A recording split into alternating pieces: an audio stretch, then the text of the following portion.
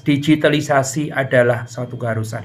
Nggak bisa enggak. Karena apa? Karena kita juga tidak tahu apakah setelah vaksinasi terus kemudian kehidupan akan kembali ke masa lalu, saya tidak terlalu yakin. Jadi, kalau masa lalu kita sebut sebagai normal, masa yang kita hadapi saat ini dan yang akan datang ini akan menjadi new normal atau next normal atau new no atau apapun juga namanya.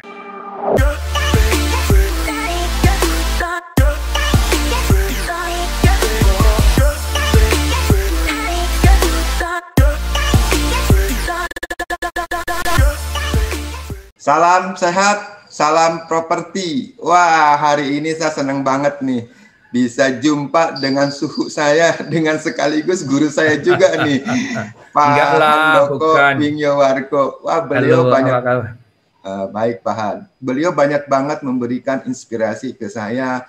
Kebetulan kita sama-sama, beliau sebagai Dewan Kode Etik di Asosiasi Real Estate Broker Indonesia di REB. Dan beliau juga banyak masukan buat organisasi, buat asosiasi supaya lebih bagus lah tentunya. Sedikit saya mau ngomongin tentang beliau ya. Ya. Jadi Pak Handoko Wingyowarko ini adalah co-founder dari Maestro Consulting and Coaching and Communication, public speaker bidang people and business development, staf pengajar di sejumlah program pascasarjana, kolumnis sejumlah media massa dan media sosial. Wow, banyak banget ya. Ya, Pak Handoko Wingyowarko dalam karir profesional terakhir menjadi eksekutif direktur dari perusahaan Ciputra Group. Nah, ternyata beliau juga pernah jadi pekerja gitu, sekarang jadi owner ya kan. Jadi saya sudah apa Pak? Jadi saya nggak lama-lama. Sudah 18 tahun. Wow, 18. Jadi saya nggak lama-lama nih mau ngobrol-ngobrol santai dengan Pak Handoko buat teman-teman sahabat properti, sahabat broker properti atau yang nonton channel ini. Ini saya yakin isinya daging semua. Silakan kalau bermanfaat di-share dan jangan lupa juga di-subscribe. Dan jangan lupa juga ternyata Pak Handoko Maestro Konsultan Coaching and Komunikasi ini punya channelnya juga. Jangan lupa juga di-subscribe channelnya Pak Handoko. Pak Handoko, apa kabar Pak Handoko? Selalu baik Pak, luar biasa. Terima kasih Pak Margo yang luar biasa juga selalu menginspirasi orang. Gimana Pak Margo? Amin, sehat selalu Pak. Yang penting kan sekarang dengan kondisi seperti ini kita sehat dulu ya Pak ya. Betul. Ya, sehat adalah utama, betul. Sehat adalah utama. Kita tahu lah Pak, kondisi sekarang bukan Indonesia aja, seluruh dunia. Seluruh dunia. Jadi kita saling menguatkan lah Pak. Karena salah satu hal yang paling kita perlukan selain sehat juga saling menguatkan, yaitu imun kita tetap berpikiran positif supaya kita terhindar dari hal-hal yang nggak kita inginkan. Pak Han, saya mau nanya nih ke Pak Han nih. Pak Han tuh sampai sukses seperti ini tuh, tolong cerita masa kecil sampai sekarang dong. Kasih gambaran buat kita. Saya pengen tahu sejarahnya Pak Han nih. Silakan Pak Han. Nanti saya mau koreksi soal sukses. Nanti takutnya orang ini suka salah pandang mengenai sukses, definisi sukses. Tetapi saya mau cerita. Ya, jadi saya lahir di sebuah kota kecil ya, Purworejo. Ya, itu mungkin banyak yang nggak tahu ya, sekitar 70 km dari Jogja ya. Tapi kota Purworejo itu keren sekali. Kenapa keren sekali? Sekarang punya airport sendiri gitu kan. Airportnya namanya PIA, Purworejo International Airport. Ya, kalau nama resminya sebetulnya. Jogja International Airport itu kira-kira 45 km dari Jogja, tapi 25 km dari Purworejo. Jadi deketan ke Purworejo dibanding ke Jogja sendiri. Jadi saya suka ngeledekin teman-teman saya di Jogja, mengatakan bahwa itu airport kami, bukan airportmu. Ya, jadi lahir TK, SD, SMP di Purworejo. Nah, terus yang menarik adalah apa? Dulu itu di lingkungan kami itu ada pressure gitu ya. Pressure kalau sudah lulus SMP itu harus sekolah luar kota. Kenapa?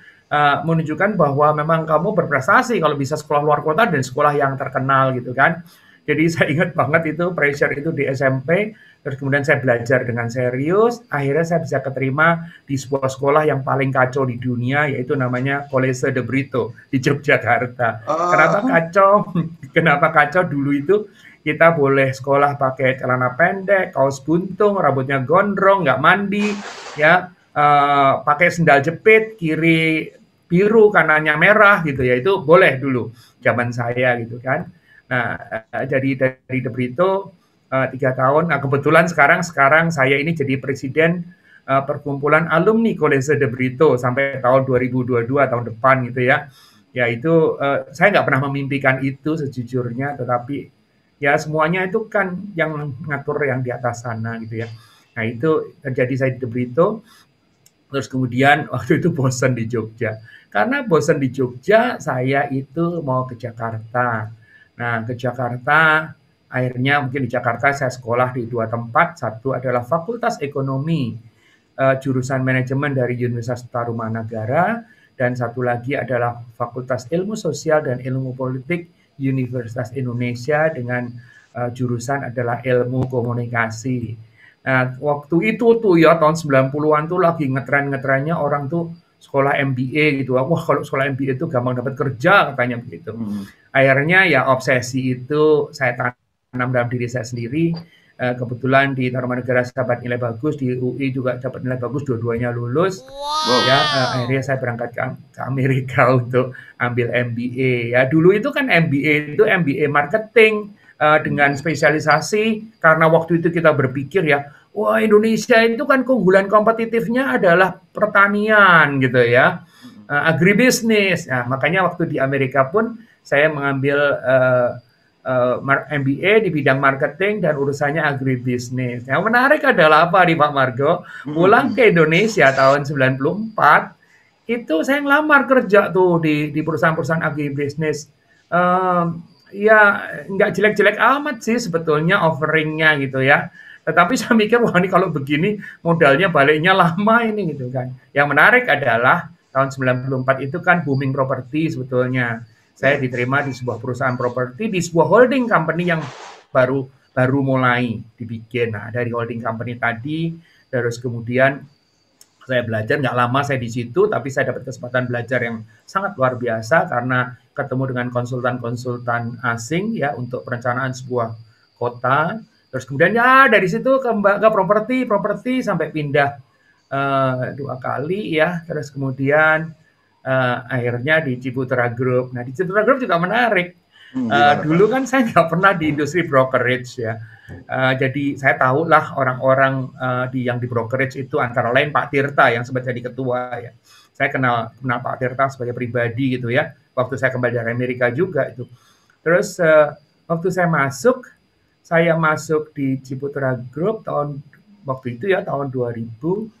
Terus kemudian yang menarik, ini yang saya nggak pernah kebayang, pas kebetulan ada pemilihan ini kepengurusan Arebi waktu itu kan masih Bu Cynthia ya. Cynthia Sonovil. Cynthia Sonovil. Terus kemudian kepengurusan Pak Tirta tuh nelpon, Han. Karena kita berteman ya, Han, bantu aku dong jadi sekjen katanya. Saya kan ketawa juga ya, aduh ya ampun. Tapi sebelum itu saya cerita sedikit.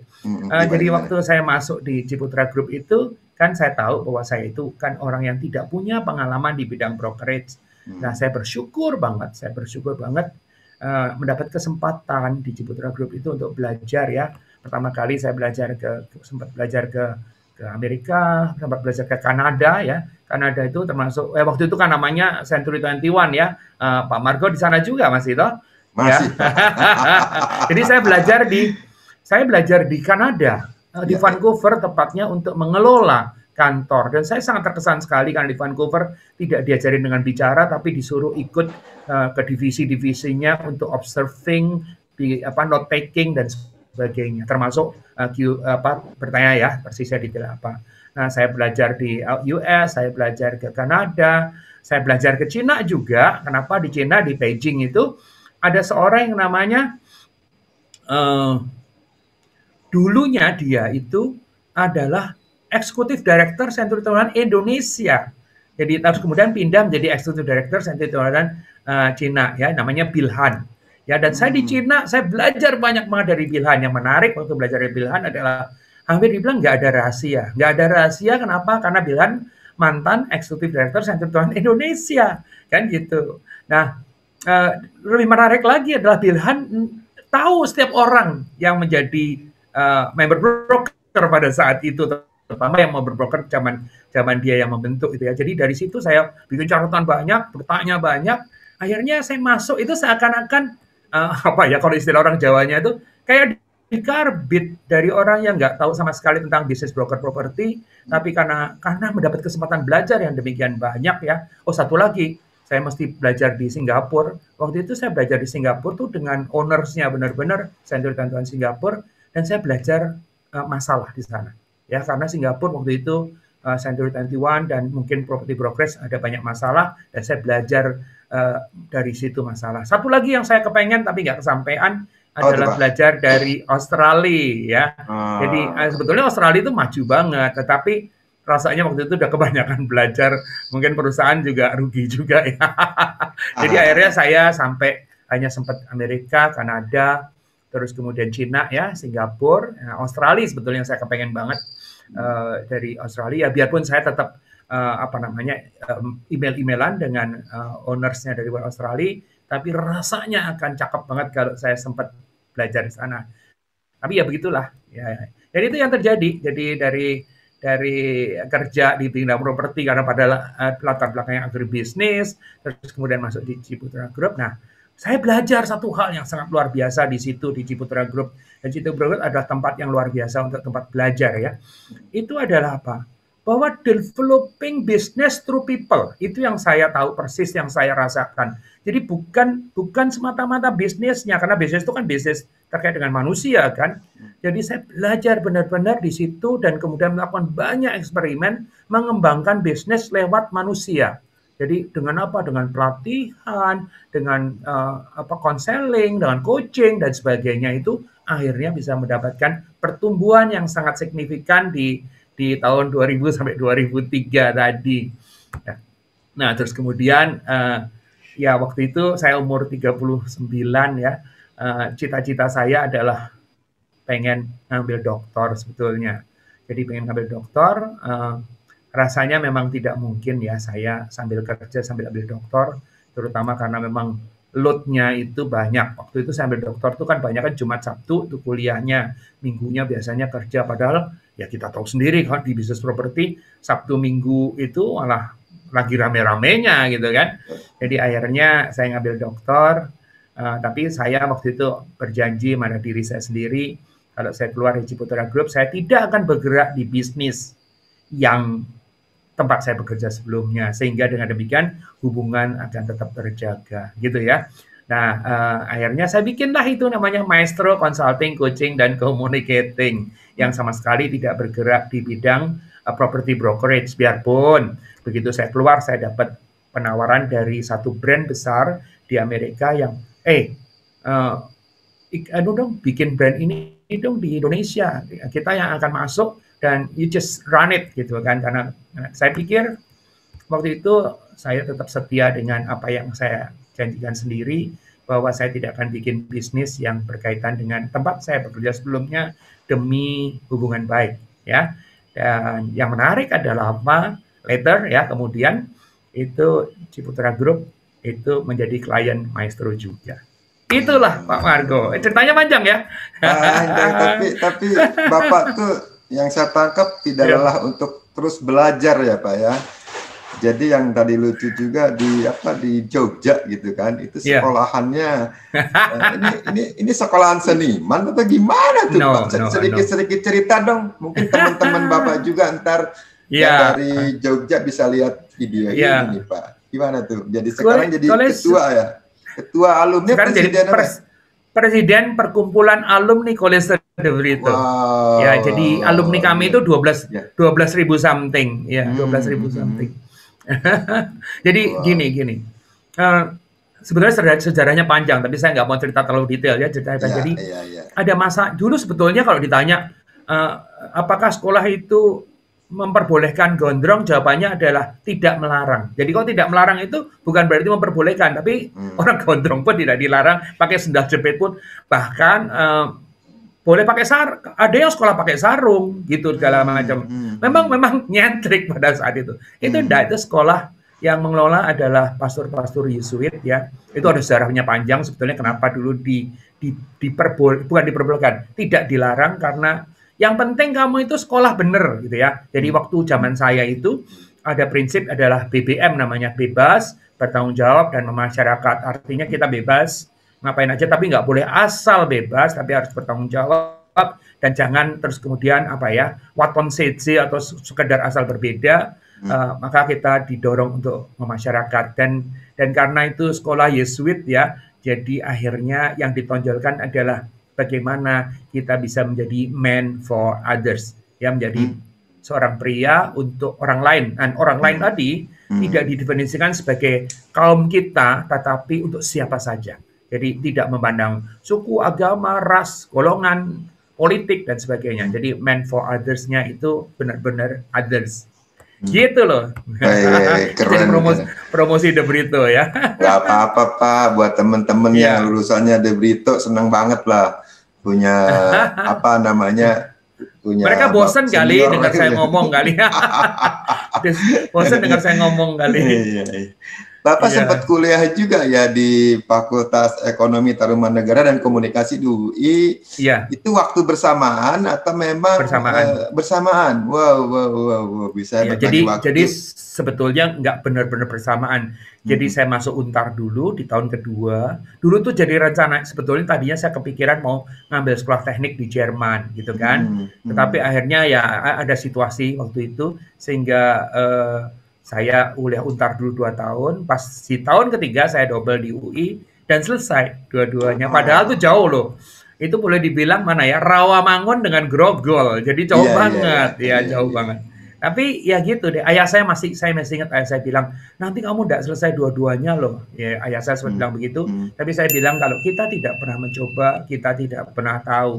Jadi dari situ saya coba dan saya bilang, ini kan masalah ini adalah kalau kita mungkin ilustrasi lain, kalau kita kecemplung di air ya kita belajar berenang di airnya dan akhirnya bisa. Dan nggak cuma itu Pak Margo, kebetulan di UI pun IP saya sangat tinggi pada saat itu. Wow. Tadi Bapak bicara kita tidak akan tahu kalau kita tidak mencoba. Betul. Mencoba aja dulu, ntar pasti ada solusi dan jalannya. Itu keren tuh. Ya. Nah, memang begini, itu kan pola sebetulnya ya. Ada di mana kita itu yang kalau kita menjadi pionir atau menjadi yang di depan, ya itu nggak bisa enggak. Kita kan nggak punya contoh. Kadang-kadang kita nggak punya contoh. Ya kalau punya contoh, kadang-kadang contohnya tidak persis seperti yang kita pikirkan.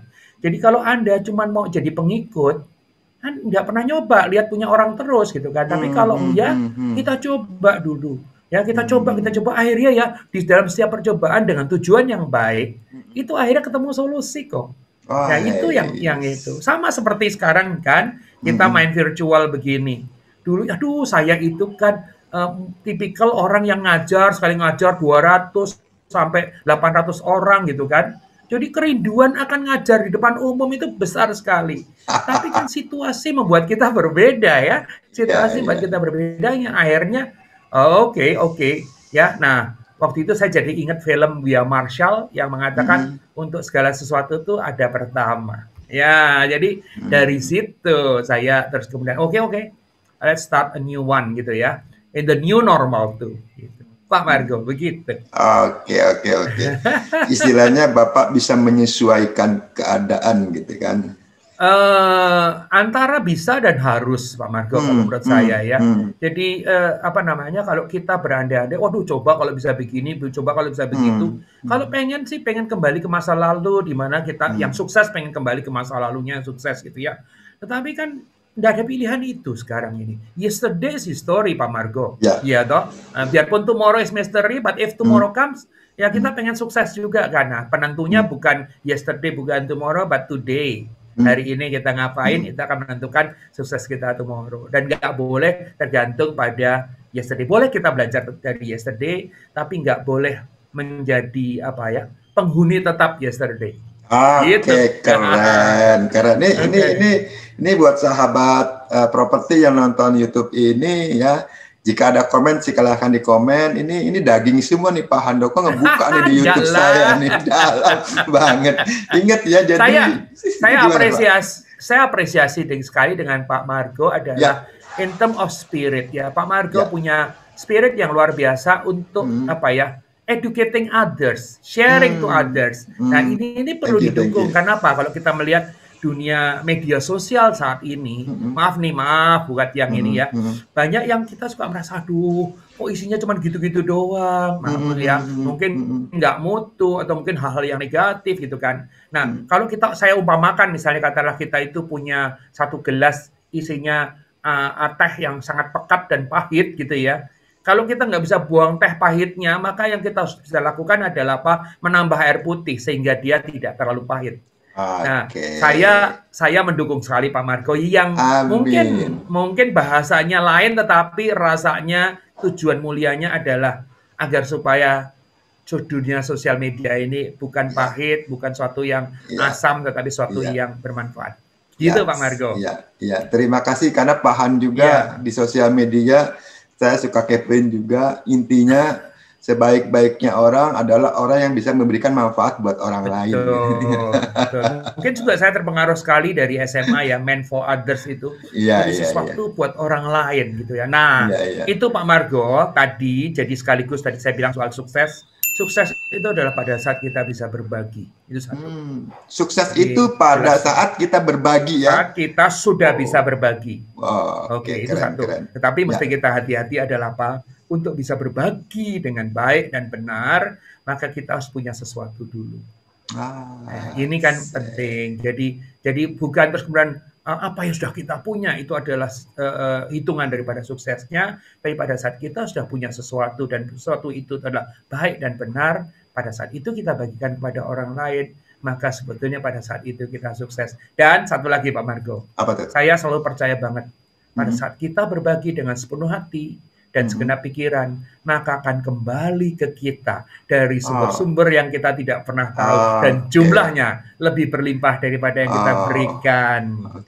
Itu hukum alam ya Pak ya? Iya, tapi tidak semua orang percaya loh Pak Margo. Oh gitu ya? Iya. Karena kan kata orang kalau kita semakin banyak berbagi itu ilmu kita juga maaf ya nggak bakal berkurang, kita akan belajar secara materi kita berbagi, materi itu akan datang dari arah mana tak terduga. Betul. Jadi sebenarnya yang tadi bilang apapun yang Anda punya walaupun sedikit cobalah berbagi gitu loh. Intinya bisa memberikan yang tadi saya bilang bisa memberikan manfaat buat orang lain. Nah salah satunya Pak Handoko nih. Ya enggak gitu, mudah-mudahan begitu. Oke. Pak Han, tadi saya gimana Pak Han? Ya saya selalu percaya.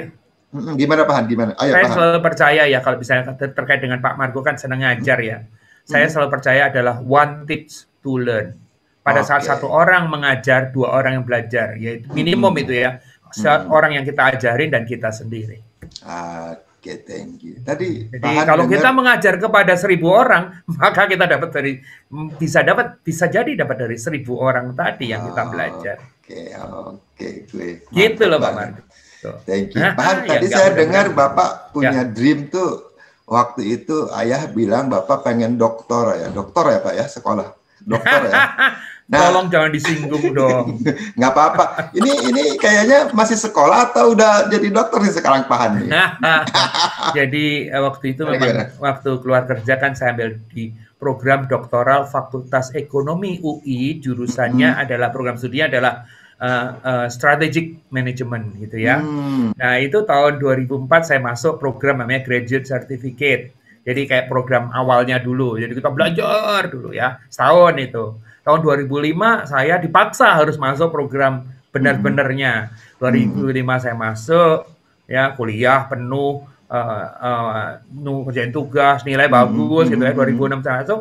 Nah terus 2000, jadi sebenarnya saya sudah selesai di 2006 kalau mata kuliahnya ya. Jadi 2007 saya suka sit in dengan karena pelajaran yang saya suka saya sit in lagi karena pelajaran itu selalu dinamis sekali. 2008 saya masih sit in lagi gitu kan.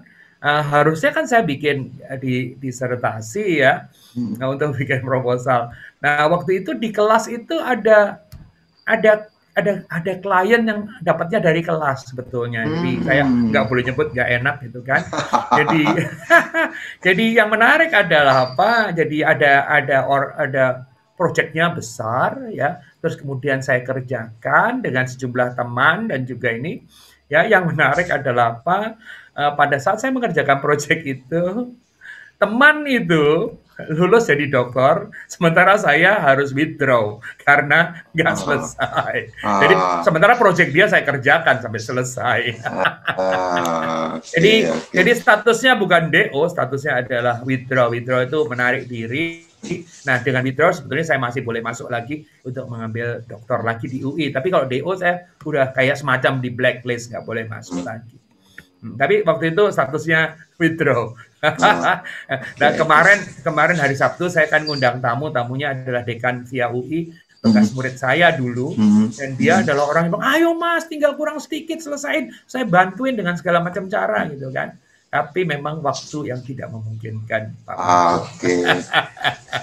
Kan Tinggal dikit lagi anu, loh Pak, sayang Pak, ya ya. lanjutin Pak. Tapi gini Pak Margo, saya Hmm. tuh juga percaya semuanya indah pada waktunya. Semua indah pada waktunya. Iya. Pak Han, nanya lagi nih, Ya, Bapak kan ya, pernah di Ciputra Group ya, ya, ya, di Century 21, tepatnya Bapak banyak iya, belajar nih, diajarin sampai ke Kanada, ke Singapura, ke Cina gitu kan, iya, 2000 hingga iya, 2003. Pertanyaannya iya. simpel, berarti kan Bapak bagian manajemen dari Ciputra Group. Apa sih yang Bapak dapatkan dari Ciputra Group, atau apa yang menurut Bapak tuh leadernya Ciputra seperti apa nih, berbagi pengalaman di sini nih Pak? Pak, ini bukan basa-basi ya, tapi Ya, I ya, tell you ya. the truth bahwa yang sangat luar biasa itu adalah sosok legendaris yang bernama Insinyur Ciputra. Jadi waktunya saya itu pendek banget, tapi saya dapat kesempatan belajar banyak banget dari Pak Hmm. Ciputra. Ya, Hmm. contoh yang paling sederhana dan ini saya tuliskan di buku pada saat ulang tahunnya Pak Ci kita ini apa namanya saya tuliskan jadi nanti kalau saya kirim ke Pak Margo bukunya Boleh, karena boleh, saya masih boleh. punya ya nanti saya. Boleh, boleh. Jadi begini suatu suatu sore saya ini karena sudah gak ada Pak Ci pasti sekretarisnya juga nggak dimarahin lagi. Saya dapat bocoran, Hmm. Andoko Pak Ci mau ke situ, dalam hatiku mati aku gitu kan. Nah Eh, kalau Pak Ci datang kan kita mesti siap kan. Sementara saya itu bukan jenis orang yang setiap saat tuh siap dengan data gitu kan. Jadi begitu dapat bocoran Pak Ci jam berapa nggak tahu. Pokoknya Pak Ci mau ke situ gitu kan. Nah, terus apa yang terjadi? Saya rapatkan tuh anak-anak. Rapat, hmm. rapat, rapat, rapat gitu kan. Ini Pak Ci mau datang nih. Terus saya Hmm. bilang, oh, tolong ya, kan ada itu kan, ada kepala-kepala divisinya kan. Hmm. Ya waktu saudara ada executive director dan ada kepala-kepala divisinya. Kamu harus siapin ini, terkait dengan keuangan, terkait dengan penjualan, terkait dengan apa, terkait dengan operasi dan sebagainya gitu kan. Udah siapin. Terus kemudian udah siapin gitu kan. Udah ya udah, pokoknya siapin dulu ya. Pokoknya udah. Jadi rapat dibubarin, mereka nyiapin data, ya mulai laporan segala macam, saya pelajarin gitu kan. Hmm. Haji ditunggu. Ya saya perkirakan mungkin sekitar jam 3-an gitu ya. Oh belum datang gitu. Aduh tuh Pak Margo deg-degannya setengah mati gitu kan. Setengah 4 belum datang jam 4. Kalau kurang lebih jam 5-an Pak Haji baru datang gitu kan. Hmm. Hmm. Terus kemudian datang gitu kan Pak Haji gitu kan. Sendirian itu ya bawa tas gitu ya. Terus kemudian saya sapa kan Pak Haji, selamat sore Pak Haji gitu kan. Handoko katanya. Kamu bisa bantu saya ingat banget tuh kalimatnya gitu. Apa, kalau ditanya begitu sama bos besar kan nggak mungkin bilang tidak ya toh. Iya. Jawabannya adalah bisa Pak Ci gitu kan. Oh. Terus kemudian agar supaya aman, maka saya lagi mikir-mikir siapa yang saya suruh bantu gitu kan. Karena udah sore kan itu kan. Terus kemudian akhirnya apa yang terjadi? Pak Ci ternyata minta ditolongin sesuatu yang saya benar-benar bisa. Oke, begini, begitu, begitu. Adalah materi yang saya nggak begitu bisa. Saya undang dua anak buah untuk, kamu temenin saya ya. Karena materinya saya nggak begitu nguasain, tapi teknisnya saya bisa. Jadi saya bertiga bantuin gitu kan. Nah waktu udah bertiga bantuin gitu kan nyelesain. Terus malam nih, malam sampai udah malam. Terus kemudian kan saya bilang, Pak Ci masih ada yang perlu dikerjain lagi enggak gitu kan. Sudah rasanya udah bagus, saya suka katanya gitu kan. Nah terus kemudian saya bilang, Pak anak-anak boleh nggak disuruh pulang? Boleh, suruh pulang aja. Terus saya tanya dulu kan, Pak Ci mau makan nggak? Iya saya mau makan gitu kan. Dah Pakcik pulang, anak-anak pulang. Anak-anak saya tanya, kamu mau ikut makan nggak? Enggak, Pak. Saya pulang aja, katanya gitu kan. Dua anak itu. Ya, saya masih ingat kalau itu dua anak itu namanya P sama M gitu. Nah. terus, terus yang menarik adalah apa? Saya kan nggak tahu kan, Pak Ci kan sudah lumayan sepuh kan, jadi kan saya nggak tahu Pak Ci itu yang boleh makan apa. Saya telepon Budian, "Budian, Pak Ci mau makan nih, apa namanya, apa yang boleh, apa yang enggak, kan saya mau beliin nih," gitu kan. Oh, terus kemudian Pak Budian bilang, "Kamu telepon GM Hotel aja suruh nyiapin, dia pasti udah tahu Pak Ci yang boleh sama enggak." Karena saya ngantor di Hotel Ciputra pada saat itu kan. Saya telepon GM Hotel kan, "Eh, gini," gitu. "Oh iya, kita siapin," gitu kan. Siapin tuh makan. Nah, saya ingat banget nih ya, nih Pak Margo ini saya ingat banget. Pak Ci nanya begini. Ya ada banyak yang ditanya Pak Ci sih. Udah nggak ada backupnya saya itu padahal. Ada tanya Pak Ci, tapi tidak ada yang ditanya Pak Ci itu yang sifatnya bisnis. Semua hal-hal yang lain. Kecuali terakhir nih dia bilang, "Doko, kamu udah mencapai berapa sampai sekarang?" gitu kan. Terus saya tuh menjawabnya tuh diplomatis. "Pak Ci, Bapak mau yang versi publish atau versi yang real?" Dan saya takut nih kan kalau saya nanti, "Loh kok saya dengar ini," gitu kan. Terus kemudian, "Kenapa ada versi publish, ada versi yang real?" Balik lagi nih tahun 2000-an ya. Terus saya belum lama kerja di sana. Terus kemudian yang menarik ada Pak Cia, dia bilang begini, "Kenapa mesti ada yang versi publish, versi real?" gitu kan. Memang berapa angkanya ya? Kalau versi publish-nya kata saya sebut angka asal aja. Versi publish-nya itu 1, tapi kalau versi realnya 0,6 berapa gitu kan, misalnya gitu ya. Terus Pak Ci masih ingat banget, Pak Ci ngomong begini adalah, "Handoko, jangan pernah lakukan itu. Ya, kalau kamu dapat 6, katakan 6. Ya, dan berdoalah kalau memang kamu pengen mengejar, berdoa dan berusahalah kalau kamu memang mau mengejar angka 10. Jadi jangan katakan kepada orang lain 10, 'Aduh, malam hari itu saya jadi belajar banyak hal adalah,' lah waktu itu kan persaingan demikian luar biasa ya. Dalam artian kalau kita itu angkanya kalah jauh itu malunya kayak apa gitu ya. Nah, karena waktu itu sedang ditumbuhkan. Tapi ya akhirnya terjadi, I learn a lot from that net dari Pak Ci. Nah, balik lagi ini masih ada Pak Ci yang lain nih. Saya udah keluar, jadi 2 cerita lagi saya ceritakan. Saya udah keluar, saya udah keluar, terus di sebuah acara bank besar banget, itu saya diundang, dan nggak tahu gimana duduk semeja sama Pak Ci, gitu kan. Udah keluar. Jadi saya udah keluar dari Ciputra Group, duduk semeja sama Pak Ci di sebuah acara bank besar. Terus Pak Ci nanya, di situ tuh kalau yang saya tangkap itu tuh mejanya orang-orang properti. Memang oleh bank itu diklasterin begitu. Nah, di situ ada satu tokoh properti. Ya, saya nggak boleh kasih inisialnya, pasti nanti orang penasaran soalnya. X misalnya gitu ya. Jadi cerita. Terus kemudian Pak Ci nanya sama saya, "Handoko," katanya. Dan mukanya tuh nggak ramah Pak Ci malam hari itu. "Handoko, saya dengar katanya kamu tidak fokus." Pak Margo mesti ingat, Pak Ci itu orang yang sangat tergila-gila pada fokus. Ya, jadi buat dia tuh fokus adalah penting. "Saya dengar kamu nggak fokus," katanya gitu. Saya tahu pribadinya Pak Ci, saya nggak counter, langsung saya bilang, "Maksudnya gimana Pak Ci?" "Iya, saya dengar kamu sekarang ngerjain ini gitu kan. Di bank, di apa gitu kan." Saya dengerin, oh iya bener juga nih. Tapi dalam hati saya tuh, siapa yang ngasih bocoran ya gitu. udah terus kemudian belum selesai tuh marahnya Pak Ci. Kamu tahu kan bahwa kunci sukses itu adalah fokus. Terus dia bilang, "Kalau kamu fokus di bidang dia bilang begitu ya. Ya udahlah saya ngomong di bidang properti. Maka kamu itu jauh lebih hebat dibanding si X," katanya gitu. Bayangkan nggak Pak Margo, si X tuh ada di situ dan pasti dengar. Aduh, kalau saya ingat tuh, ya ampun gitu kan. "Kamu tuh lebih hebat dibanding si X pasti," katanya gitu. "Jadi harusnya kamu tuh fokus," gitu kan. Dah, saya udah dimarahin, saya diam aja kan. Saya tahu Pak Ci itu nggak bisa di-counter gitu aja. Udah, akhirnya makan, acara segala macam. Terakhir saya bilang kepada Pak Ci, terkait dengan fokus nih, saya boleh jelasin nggak gitu kan. "Kenapa?" dia bilang katanya gitu. "Saya itu sekarang fokus, Pak.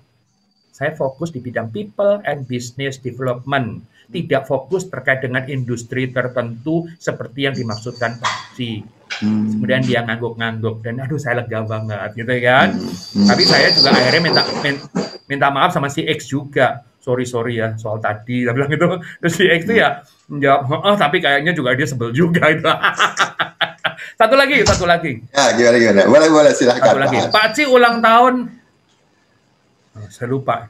Ulang tahun ke-8, saya lupa persisnya angkanya, 80 kalau nggak salah. Jadi terus kemudian ada acara majalah Properti Indonesia. Nah, yang menarik acara Properti Indonesia itu dia itu dapat tempat di Ciputa Artpreneur acaranya. Nah, ini yang menarik ya. Jadi Pak Ci itu ada acara di atas dengan seluruh karyawan, Properti Indonesia ada acara di bawah. Sementara kan saya kan dulu statusnya kan redaktur ahli di Properti Indonesia. Jadi saya ikut yang Properti Indonesia kan karena award night kan itu. Saya ikut Properti Indonesia, nggak lama udah agak malam tuh Pak Ci turun. Seperti biasa kalau Pak Ci turun kan yang ngerumunin kan orang banyak banget. Amat sangat banyak sekali gitu kan. Nah, saya pikir saya percuma juga kan berkerumun, nggak bakal dapat diajak ngomong juga gitu kan. Karena yang ngerumunin juga orang-orang penting juga gitu kan. Udah saya tahu Pak Ci kan udah berumur ya, pasti Pak Ci akan sering ke kamar mandi gitu kan. Pak Ci pergi kamar mandi ke belakang, saya pikir saya bilang pasti kamar mandi nih. Pak Ci itu biasanya nyelesain acaranya. Terus keluar dari kamar mandi, saya sapa. Pak Ci, selamat malam, selamat ulang tahun ya Pak. Itu kan terima kasih. Loh, you ada? Dia tanya begitu kan. Ada Pak, dari tadi saya ada. Kok saya nggak lihat you tadi? Katanya gitu. Lah, lawan Bapak di rumah ini orang banyak gitu kan. Terus kemudian, Pak boleh foto nggak gitu kan. Ada foto saya sama Pak Ci. Ya, foto saya Pak Ci, saya ingat yang foto adalah fotografer daripada majalah Properti Indonesia, Mbak Mita Sarjono ya. Nah, di foto, habis foto itu Pak Ci udah kan dia bilang nyalamin saya tuh mau pamitan mau pulang. Ternyata waktu nyalamin saya Pak Ci bilang begini, terusin nulis ya Handoko, saya selalu baca. Saya tuh sampai nggak percaya loh. Tapi kan saya nggak bisa klarifikasi ke Pak Ci kan. Akhirnya saya klarifikasi ke sekretarisnya Pak Ci. Terus kata sekretaris Pak Ci suruh klarifikasi ke asistennya Pak Ci yang biasa bawain barang itu. Saya lupa namanya Saiful atau siapa. Saiful kalau nggak salah namanya. Dan saya klarifikasi. Dan memang kata Saiful, Pak Ci selalu baca tulisan saya. Can you imagine seorang maestro Properti Indonesia, Insinyur Ciputa, baca tulisan anak kemarin sore yang namanya Handoko itu. Ya, dan bukan Pak Ci ngomong begitu loh, asistennya siapa nama Saiful namanya ya. Saya tanya loh, sampai saya nanya benar-benar, aduh ya ampun, beneran, saya bukain Pak Ci baca. Jadi Pak Ci nggak buka sendiri, saya bukain Pak Ci baca. Dan itu tuh saya waktu dapat klarifikasi itu saya nangis. Kenapa saya nangis? Dan muncul semangat baru adalah ya tentu saja saya biasanya selalu menulis yang terbaik ya. Aduh, kalau ini dibaca seorang maestro Properti Indonesia, Insinyur Ciputra, tulisan saya nggak boleh sekalipun melenceng gitu atau nggak bener gitu ya. Karena kadang-kadang karena kesibukan kan kita suka nggak sempet ya. Jadi udah deadline gitu saya baru nulis. Ya itu 3 hal yang saya belajar dari seorang maestro Insinyur Ciputra. Jadi benar-benar, aduh waktu Pak Ci meninggal tuh saya nangis, benar-benar nangis. Iya. Kita sama-sama ketemu di sana di Ciputa Artpreneur ya Pak. Betul, iya. Di Pelayatan kita ketemu. Begitu jasanya beliau, namanya beliau, legasinya beliau tuh sangat harum sekali untuk kemajuan industri properti di Indonesia ya. Jadi Bapak punya kesan 3 ini. Mungkin sebetulnya kalau ngomong kesan banyak, tapi banyak yang off the record sebetulnya. Ya, jadi off the record karena nggak tahu kenapa saya merasa bersyukur saya dapat kesempatan beberapa off the record yang benar-benar gitu kan. Kalau Pak Han, mungkin ceritanya baru di YouTube saya ini ya Pak Han. Yang ini kalau disiarkan secara ini ya baru sekali ini ya, baru sekali ini. Tetapi ini ada di buku. Nanti saya kirim ya. Boleh. Ya, ada di buku saya kirim. Yang soal disuruh jujur itu ada di buku. Nah, akhirnya kan Pak Ci itu kan terus merumuskan yang namanya IPE, Integrity, Profesionalisme dan Entrepreneurship. Dan menurut bocoran itu Pak Ci sudah di akhir-akhir hari hidupnya itu sempat mengundang keluarga dan mengingatkan agar supaya IPE itu jangan diganti. Itu bocorannya. Dan bocoran tadi saya klarifikasi kepada Pak Harun Hayadi, yaitu menantu beliau. Dan Pak Harun sempat kaget mungkin ya, kan lu dapat bocoran dari mana gitu. Tapi dikonfirmasi Pak Harun memang betul begitu, bahwa itu kristalisasi daripada ini dalam bentuk IPE itu, dan itu harus dijalankan. Dan kalau mau nonton itu ada di apa ya, acara saya di Maestro Channels ya, Sejam bersama Handoko Wisnuwargo featuring Harun Hayadi gitu. Jadi Pak Harun dengan luar biasa ceritanya. Pak Harun juga saya kaget kalau beliau bercerita sampai sedalam itu juga. Terima kasih Pak Harun. Iya. Jadi buat sahabat properti yang nonton YouTube saya ini pengen lebih tahu detail ceritanya Pak Ci, jadi bisa nonton di acara di channelnya Maestro Channel yang judulnya Serajum ya. Serajum. Sejam bersama Handoko Wisnuwargo. Sejam bersama Handoko Wisnuwargo. Kalau yang Serajum beda ya, lagi ya. Serajum itu channelnya Handoko Maestro. Jadi kami menjalankan dua channel. Pak Margo, nanti kan ini kan akan diposting di YouTube kan? Ya, baik. Untuk 3 penanya terbaik yang dipilih oleh Pak Margo akan saya kirimkan hadiah buat mereka tentang pengalaman saya dengan Maestro Properti Indonesia, buku ya. Oke, thank you. Bukan di channel saya ya, di channelnya Pak Margo. Pak Margo yang pilih 3 penanya terbaik akan mendapatkan buku Maestro Properti Indonesia. Dulu itu eksklusif, tidak boleh untuk keluar waktu itu. Tapi waktu kami serahkan pada Pak Ci, terus Pak Ci bilang, ini kenapa nggak dicetak? Bagi-bagiin aja ke orang-orang gitu. Akhirnya kita cetak. Dulu yang komandannya bikin Pak Antonius Tanan. Antonius Tanan ya. Iya, Pak Antonius Tanan. Kenal saya kenal. Ya, nanti 3 buku ya Pak Margo yang tentuin ya. Siap. Jadi buat sahabat properti yang nonton YouTube ini, silahkan komen di bawah, bertanya di bawah. Jadi ntar saya akan pilih pertanyaan terbaik, terbagus, akan dapat 3 pertanyaan terbaik. Dapat 3 pertanyaan terbaik dari buku dari Pak Handoko. Insinyur Ciputra, Maestro Properti Indonesia. Mantap. Insinyur Ciputra, Maestro Properti Indonesia. Thank you Pak Han, begitu berkesannya ya Pak Han dengan Pak Ci ya. Sehingga tadi banyak pelajaran yang Pak Han berikan ke kita juga nih anak-anak muda, bahwa salah satunya itu fokus tadi Bapak bilang dan berkomitmen ya. Jadi kalau kita fokus tentunya di satu hal di bidang itu yang Anda pelajari, mulai Pak Han sekarang public development ini Bapak udah menonjol di antara yang lain gitu loh. Mudah-mudahan begitu. Oke Pak Han, saya mau bertanya lagi nih sedikit. Saya lebih senang bicara sejarah ya, lebih enak. Walaupun kata Pak Han tuh kalau masa lalu tuh yesterday. Tapi setidaknya ada pelajaran untuk kita ke depan supaya lebih bagus. Betul.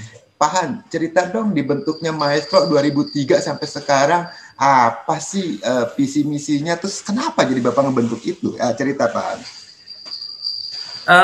Sebetulnya kalau boleh jujur, semua kembali waktu di Ciputra Group ya. Jadi saya itu belajar bahwa developing business through people, itu yang saya belajar. Jadi waktu itu saya kuatkan pelatihan, terus kemudian saya bina hubungan dan sebagainya. Akhirnya saya punya ide bahwa kenapa nggak bikin people and business development program itu kan. Waktu itu kebetulan ada 11 orang yang ikut ya, dan katanya rencananya gue mau ikut dong bareng lo gitu kan. Tapi akhirnya saya jalanin dan mereka jadi feeder sampai hari ini, dan itu berjalan dengan baik. Satu ya. Yang kedua adalah tadi ya, mungkin semangat untuk developing for others itu gimana caranya gitu ya. Dan saya merasa ya di dalam waktu di Ciputra Group, waktu di Indonesia Century, kalau saya develop people terus kemudian dia berhasil, tidak berarti bahwa mereka menghargai apa yang kita lakukan ya, tetapi ada kebahagiaan di sini. Bagus itu, gitu ya. Dan itu yang nggak bisa dibeli. Dan akhirnya kami bentuk Maestro ya. Dulu sih Maestro divisinya lumayan banyak tuh terkait misalnya katakan dengan franchise dan sebagainya. Belakangan memang beberapa mulai di trimming ya, yang kira-kira kurang populer ditarik-tarikin dan sebagainya. Nah itu berjalan dari tahun 2003. Sampai dengan jadi Maestro yang itu, sampai akhirnya kami dapat the most popular public speaker in property and bankers ya, banking. Terus kemudian kita dapat Muri untuk 15.000 apa ya judulnya, the biggest serial development coaching for bankers ya, itu sebenarnya bankers semua ya. Waktu itu 15.000 sebetulnya bakal jadi 20.000 sih, hanya memang kliennya adalah BCA, hanya memang ke stop gara-gara COVID di angka 17.900 kalau nggak salah. Itu stop karena COVID. Ya, manusia semua itu 17.900. Dan mudah-mudahan sih dengan melakukan itu anak-anak muda semua ya. Jadi kita mesti ngajar dengan cara yang sangat milenial. Dan itu sehari 7 jam itu. Full 7 jam. Ya semuanya berjalan dengan baik. Jadi mulai dari tahun 2003 sampai dengan tahun 2020 terakhir saya masih bicara untuk 190 anak muda di Hotel Santika ya. Itu judulnya adalah Dare to Change, berani berubah ya. Terus itu 14 Maret ya. Terus kemudian tanggal 16 PSBB itu. Jadi mulai dari 16 sampai hari ini kami melakukannya secara virtual, tapi bukan berarti gara-gara PSBB atau gara-gara COVID-19 maka kami melakukan virtual. Dari tahun 2017 itu kami sudah tahu atau bukan sudah tahu, sudah mendeklarasikan kurang lebih strateginya dari gini. Daripada kita didisrupsi oleh orang lain, mendingan kita mendisrupsi diri sendiri dengan melakukan program virtual. Jadi tahun 2017 itu kami mulai menawarkan tuh program virtual. Tetapi saya harus katakan yang sesungguhnya, klien itu masih tetap senang yang program konvensional. Ya, kecuali sejumlah klien yang memang sebetulnya siap dengan e-learning. Ya coba yuk gitu. Padahal sebetulnya kalau boleh jujur ngomong Pak Margo, program virtual itu kami dapatnya lebih kecil. Ya karena program 3 hari itu bisa disringkingkan jadi tinggal sehari, biarpun programnya tetap 3 hari gitu ya. Tapi 2 harinya bisa virtual. Jadi kombinasinya kami sebutnya waktu itu blended learning ya. Itu bisa macam-macam kombinasi ya, 25-75, 50-50 atau 75-25 atau sesuai dengan kebutuhan. Nah, kami dari 2017 sudah mendisrupsi diri.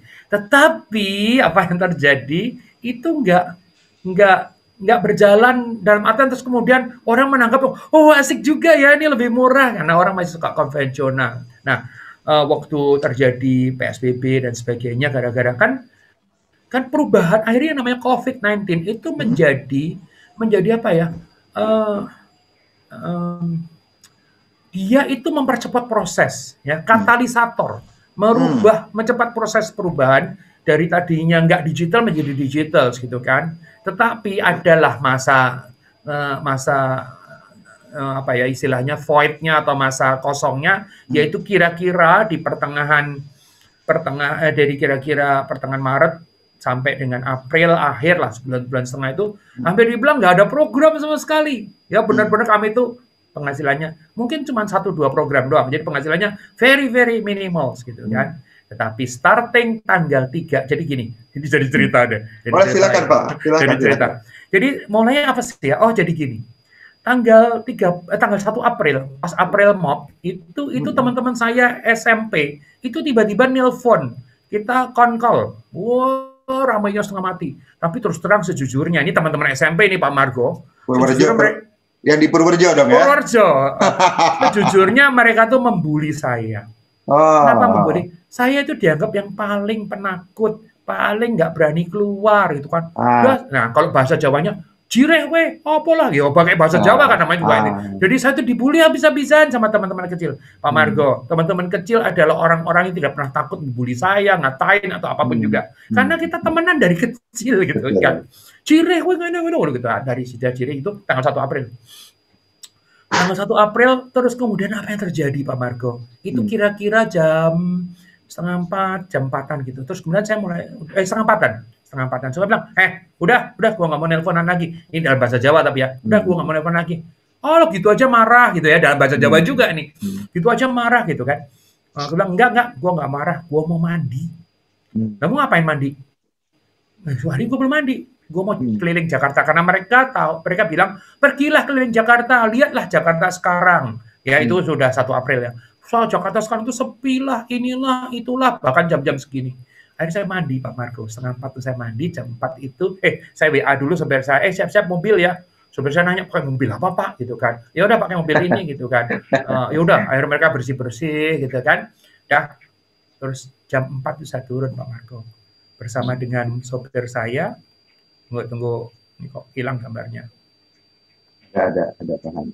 Ya, Nah, bersama dengan sopir saya itu, saya keliling Jakarta. Dari rumah saya Kelapa Gading, saya ngelewatin Mall Kelapa Gading, terus keliling Jakarta. Pak Margo, waktu keliling Jakarta itu, saya ngomong nih, oh saya ada di depan Mall Kelapa Gading. Mall Kelapa Gading itu adalah miliknya Sumarekon Agung, grup yang merupakan klien Maestro dari sejak tahun berapa gitu kan. Terus kemudian saya ngelewatin Rawamangun, ngelewatin Jalan Pemuda, Pramuka gitu kan. Jadi sepanjang jalan itu saya tuh menceritakan apa yang saya lihat ya dengan handphone yang ketancap di charger. Itu live Pak, live apa di live Live, Facebook apa IG live itu? pakai enggak di live di Facebook pada saat itu saya masih ingat ya. Jadi live di Facebook. Jadi saya masih ingat handphonenya pakai ini gitu ya. Oh ini. Saya keliling gitu kan. Saya keliling, saya bawa gitu muter live di Facebook. Live di Facebook terus gitu kan. Tapi ketarik apa ada kabelnya biar bisa nggak habis kan. Muter terus gitu kan. Jadi sampai ke sampai proklamasi di Ponorogo, Kuningan, Gatot Subroto, Sudirman, terus sampai ke kota muter gitu kan. Pak Margo 2,5 jam saya keliling Jakarta. Benar-benar keliling Jakarta. Tidak berhenti ngomong selama 2,5 jam itu, ya tidak keluar. Kata teman-teman saya bilang, kalau kamu tuh nggak keluar, kamu nggak mampir-mampir, kan nggak bakal kena COVID. Oh, di dalam mobilmu sendiri. Oh iya benar juga. Saya keliling dah. Sampai rumah itu 6:30. Sampai 6:30 kan protokol dong Pak Margo, mandi keramas. Begitu mandi selesai Pak Margo, kelaparan. Nah, kelaparan saya makan. Karena capek kan, ngomong 2,5 jam sama megang handphone itu kan capek. Saya makan, habis makan, udah capek nih. Saya naik ke atas, masuk ke kamar, handphonenya saya buka lagi Pak Margo. Dan waktu handphone saya buka, saya kaget, 711 orang. Yang lihat, Pak. Nonton perjalanan saya 2,5 jam. Terus saya itu merasa begini nih, oh ini petunjuk dari Tuhan ini. Bahwa ternyata yang namanya Handoko masih didengar orang dan kayak Tuhan itu memberikan petunjuk bahwa do something gitu kan. Dan itu malam sudah ya, karena sudah selesai makan segala macam. Saya telepon beberapa Maestro Angel senior, saya pakai konkol ya, teleponan gitu. Waktu itu belum pakai Zoom Pak, masih konkol aja. Dan konkol masih dibatasin 4 waktu itu, kalau nggak salah 4 ya. WhatsApp kan. Jadi saya telepon berempat, saya bilang gini, ini kan sekarang hari Jumat ya, hari Rebo, saya lupa nih, pokoknya tanggal itu tuh tanggalnya 1 April, terus tanggal 3 April benar hari Rebo, soalnya saya start itu hari Jumat, ini hari Rebo ya, nanti mulai hari Jumat saya mau mulai program yang namanya Serajum Live. Apa tuh Pak Serajum Live? Namanya aneh betul. Oh enggak, itu namanya Senin, Rebo, Jumat live. Saya bilang. Terus, mereka pernah nanya terus, ya saya mau ngomong setengah jam aja di Facebook, di Instagram setengah jam aja gitu kan. Bahas apa Pak? Ya materi apa aja yang kita memang di bidang kita. Yakin Pak tuh Senin, Rebo, Jumat? Yakin? Saya bilang gitu. Ayo kita mulai ya. Ya udah besok mulai disiapin. Jadi itu Rebo, Kamis pagi udah mulai meeting ya. Jumatnya tayang pertama tanggal 3 April 2020 tayang pertama saya jual. Pak Margo, percaya nggak saya tayang pertama itu 2 handphone, saya taruh 2 handphone, ya. Saya senderkan di kalender meja, Pak Margo. Kebayang nggak? Bener-bener, aduh ya ampun, masih bener-bener kacrut, asli kacrut banget. Tapi yang tidak pernah berubah adalah semangatnya untuk berbagi, Pak Margo. Jadi meskipun ya 2 handphone ditaruh di atas meja begitu, ya, terus kemudian kok orang nonton gitu kan, orang komen gitu kan, ya akhirnya berjalan. Itu berjalan terus. Dulu Pak Margo, saya nggak pernah kebayang, paling ini juga jalaninya paling sebulanan deh, gitu kan, atau mungkin semingguan deh, gitu kan, kita coba aja dulu, gitu kan. Ternyata Pak Margo, kita udah jalanin tuh hampir 11 bulan loh. Tadi malam ini hari apa? Hari besok nih Senin, itu udah episode 131. Kebayang nggak? Saya terus terang nggak kebayang sampai segitu panjangnya. Episode 131.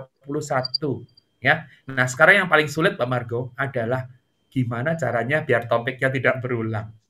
Oh, kalau materi kami banyak, tapi jangan sampai ya ngomongnya itu lagi. Nah, kalau kita bicara leadership-nya dari berbagai macam angle dan sebagainya. Akhirnya terjadi Pak Margo 131 episode. Nah, tadinya hanya di Facebook sama Instagram. Terus kemudian dari anak-anak itu bilang, "Pak, ini sayang Pak kalau cuma Facebook, Instagram. Jadi dari 100 waktu itu di 100 berapa itu ya, kita sortir aja. Jadi yang acara-acara yang festif, misalnya saya ngomong di Natal, saya ngomong di Lebaran, kan nggak bisa diposting lagi karena udah lewat kan, itu dibuang-buangin, tapi yang evergreen itu diposting aja di YouTube. Akhirnya saya bikin YouTube Maestro, Handoko Maestro. Sekarang sudah berapa ya? 1.600 kali. Maestro 1000 jalan lebih. Berapa tuh? 1000 berapa ya? 1000 hampir 1.500 sebentar. Kalau yang itu yang berapa sih? Maestro channelnya 3.000 lebih. Oh iya, luar biasa. Teman-teman yang nonton, teman-teman yang nonton YouTube ini, tolong mampir ke channelnya Pak Han ya, Maestro Channel Handoko Maestro sama Maestro Channel, pakai S. Maestro Channel sama Handoko Channel ya. Tolong mampir. Kalau juga di subscribe, isinya banyak banget, berbagi juga nih Pak Han nih dengan orang-orang ternama. Ya kemarin dan dengan si Doni Damara, salah satu artis tahun 90-an. Waktu saya masih remaja tuh. Iya. Itu teman saya kuliah itu Doni Damara. Oh, teman kuliah Bapak. Pak, tadi saya Bapak bukan turun tanggal April itu Bapak keliling Jakarta. Waktu itu mungkin Jakarta sepi karena PSBB. Sepi banget. Kayak Lebaran ditinggalin. Kayak Lebaran, betul. Persis kayak Lebaran. Bapak pegang handphone, terus Bapak ngomong gitu loh. Iya, muter. Pertanyaan saya, apa yang Bapak omongin selama 2 jam itu sampai nggak berhenti itu? Apa sih Pak isinya Pak? Jadi kan begini, kalau kita bicara sejujurnya nih ya, kita berbicara, klien kami itu ada 207. Ya, nah, 207 dari klien 207 itu kan majority kan di Jakarta sebetulnya. Paling nggak induknya ada di Jakarta. Jadi waktu saya cerita, ya misalnya katakanlah saya cerita masuk, misalnya katakanlah cerita soal Sumarekon. Karena memang Sumarekon klien kami, jadi saya cerita soal Sumarekon. Terus kemudian waktu misalnya katakanlah melewati Indosemen, kan Indosemen memang klien kami. Jadi kalau saya bisa cerita tentang Indosemen, gitu kan. Terus kemudian jalan terus, keluar Permata, jalan terus, keluar terus melewatin Penin Bank, terus kemudian. Jadi sebetulnya yang dibicarakan itu adalah klien. Ya. Nah, kenapa kok bisa bicara segitu panjang? Karena kami itu kan sangat menguasai klien yang kan ada 2 hal ya, konfidensial yang nggak boleh dipublish sama yang non-konfidensial. Jadi kalau non-konfidensial misalnya katakanlah, Penin Bank adalah klien kami dari tahun 2003, kan nggak konfidensial, semua orang tahu itu. BCA itu klien kami untuk 10 divisi di BCA, itu adalah klien kami waktu ngelewatin BCA gitu kan. Jadi orang tahu ceritanya, terus kemudian pada komentar. Nah, dari situ itu 1 April, Pak Margo, ini adalah enlightened by God, kalau saya bilang itu dicerahkan oleh yang kuasa untuk do something. Dan itu yang kita lakukan. Jadi ngobrol ya, memang kalau kita masuk ya kayak ke arah akhirnya ke kota sepi banget juga. Akhirnya lewat Hayam Wuruk Gajah Mada ya Pak ya? Pulang. Oh iya, yang Wuruk Gajah Mada sampai ke kota sana. Kalau sudah tidak ada klien, kalau nggak ada klien yang ngomongin adalah misalnya katakanlah bakmi Orpa gitu ngomongin ya. Ya karena kan di daerah situ nggak ada klien ya, ada bakmi Orpa, kita cerita bakmi Orpa ya. Terus kemudian waktu di stasiun kota saya ingat banget, kan saya orang yang nggak pernah ke stasiun kota, jarang main di kota gitu kan. Tapi saya pernah ke sana gara-gara nyobain Transjakarta. Jadi saya dari arah Sudirman naik Transjakarta, terus sopir saya suruh berangkat ke kota, jadi saya naik Transjakarta, begitu turun langsung sopir saya udah siap di sana gitu kan. Nah, gitu-gitu bisa diceritain. Nah, kebetulan Pak Margo, saya kan memang senang, jadi kan saya biasa jadi storyteller ya. Jadi ngomong itu ya ada aja deh, yang penting ada pemicunya, gitu kan. Kalau sampai nggak ada pemicunya ya, misalnya katakanlah di sepanjang Hayam Wuruk gitu kan, kan ada klien gitu kan. Masa saya kan nggak mungkin cerita soal Mangga Besar segala macam, itu nggak boleh. Jadi saya cerita yang lain, misalnya saya cerita tentang Hayam Wuruk, kenapa kok Hayam Wuruk sama Gajah Mada itu sebelah-sebelahan. Kan kebetulan kan kita dulu belajar sejarah kan, Patih Gajah Mada, terus kemudian ada Hayam Wuruk, ya dan sebagainya. Nah itu jadi bisa cerita. Jadi apa aja bisa diceritakan. Pak Margo, kenapa? Ini sekaligus juga buat pendengar-pendengar daripada Pak Margo, storytelling is very important nowadays. Ya, jadi so I think it's better for you to learn how to storytell to others. Itu penting banget. Ya saya bersyukur bahwa dari dulu memang saya senang dan saya punya domain storytellers.com, saya punya movievator.com gitu, belum diaktifkan tapi sudah ada. Dongeng bisnis. Ya, Bapak senang ya, senang berdongeng, bercerita gitu kan, mengalir gitu. Jadi orang menyimak. Termasuk ini. Ya. Termasuk waktu Pak Margo bilang, mau dong, ini gue bilang, oh ya boleh aja, yang penting saya jangan disuruh ngajar, ngobrol aja boleh. Nah, harapannya apa sebetulnya? Harapannya kenapa? Saya sama Pak Margo itu punya same vision, yaitu berbagi kepada orang. Itu yang membuat saya mau, ya bukan karena yang mau disebarkan Pak Margo adalah kebaikan, ya. Peningkatan kompetensi. Jadi saya dengan suka hati, dengan sukacita mengatakan ayo gitu kan, nggak pakai nanya-nanya. Iya. Karena saya juga ngamatin Pak Margo juga kan. Dan saya appreciate what you have been doing to others. Ya. Thank you. Makasih Bahan. Jadi kembali ke Maestro 2003. Jadi kita tahu ya COVID-19 itu mungkin istilah kasarnya tuh Bapak itu di 2003 mulai istilahnya klien-klien Bapak tuh bukan klien-klien kaleng-kaleng ya, perusahaan-perusahaan besar ya, bank-bank udah pakai Bapak itu, BCA aja udah hampir berapa ribu tuh ya. Jadi gini, 12 bank terbesar Indonesia, hanya satu yang bukan klien. Belum klien, bukan yang bukan. Belum. Habis ini dari telepon Bapak deh. Habis ini terdengar telepon Bapak tuh. Sudah. Minggu depan ini mau meeting. Jadi saya bilang sama mereka gini, tolongin dong, masa gue cuma mau bikin selusin bank terbesar Indonesia jadi klien Maestro aja, kok nggak bisa, cuma bank doang yang enggak gitu. Sebetulnya dia dulu tidak masuk dalam bank besar. Tidak masuk dalam 12 bank besar atau 10 bank besar. Tiba-tiba dia melejit. Ya, jadi dia itu nyempil di antara itu dan terus kemudian saya bilang, wah itu nyempil tinggal satu. Gitu. Mudah-mudahan besok bisa. Sip. Ya, silakan. Ya. Jadi 2003, kita tahu ya bahwa COVID-19 ini di Maret masuk ke kita, memporak-porandakan lah istilah sistem bisnis kita, termasuk industri broker properti juga, mungkin semua lini industri ya. Ada beberapa industri yang memang collapse, ada beberapa industri yang memang berdarah-darah lah. Mungkin salah satu contohnya mungkin travel atau perhotelan gitu kan. Tapi ada juga beberapa industri yang masih diuntungkan seperti komunikasi atau kesehatan gitu kan. Jadi Bapak di 2003 sampai 2020 lah itu istilah Bapak bilang pernah ngomong ke saya, wah Bapak istilahnya bukan memberikan manfaat tapi Bapak ngomongnya ngamen. Mau ngamen dulu di sini nih gitu kan. Mau ngamen di sini gitu. Ini ngamennya bukan uang receh ini, kayaknya uangnya uang dolar nih kalau ngamen gitu kan.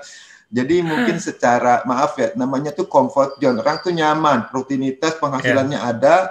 Nah, tadi Bapak bilang perubahan itu ternyata sebenarnya dengan kondisi seperti ini mungkin 5 atau 10 tahun lagi Indonesia mengalami namanya sekolah pakai Zoom, semuanya digitalisasi. Ternyata ini dipaksakan, diharuskan dengan adanya COVID-19 ini sebenarnya kalau kita berpikir positif, sesuatu memang kita bakal ke situ arahnya gitu loh. Cuma ini dipercepat gitu kan. Nah, pertanyaan saya Pak, nah kita sebagai kebutuhan saya juga punya perusahaan ya. Nah, sebagai korporat atau sebagai perusahaan, apa sih sebenarnya yang harus dilakukan untuk bisa menyesuaikan gitu kan? Satu, kedua, tindakan apa sih Pak seharusnya kita menyikapi kondisi COVID-19 ini menurut pandangan Pak Handoko bagaimana Pak? Ya, oke. Ini mudah-mudahan tidak semua harus setuju dengan saya, tapi paling tidak saya akan menyatakan pendapat saya. Satu, digitalisasi adalah suatu keharusan. Nggak bisa nggak. Karena apa? Karena kita juga tidak tahu apakah setelah vaksinasi terus kemudian kehidupan akan kembali ke masa lalu, saya tidak terlalu yakin. Jadi, kalau masa lalu kita sebut sebagai normal, masa yang kita hadapi saat ini dan yang akan datang ini akan menjadi new normal atau next normal atau new no atau apapun juga namanya. Ya, yang tidak akan pasti tidak akan kembali ke normal yang lalu. Dan yang paling menjadi penanda adalah digitalisasi. Ya, jadi kita tidak bisa enggak. Ya, ambil contoh ya Pak Margo, kalau misalnya katakanlah di bidang pemasaran, kan ya udah. Jadi saya kemarin habis dalam satu seri itu kami masih nanganin tiga companies untuk bicara tentang apa ya transformasi dari transformasi menuju digital. Jadi ada dua hal Pak Margo. Pertama kali adalah yang namanya digital awareness atau digital knowledge. Digital awareness atau knowledge ini tidak cukup. Karena apa? Ini sampai tatarannya namanya knowing. Ya, nah kalau transformation itu sudah sampai tahapnya doing. Dan di antara knowing sama doing itu suka ada yang orang sebut sebagai knowing doing gap.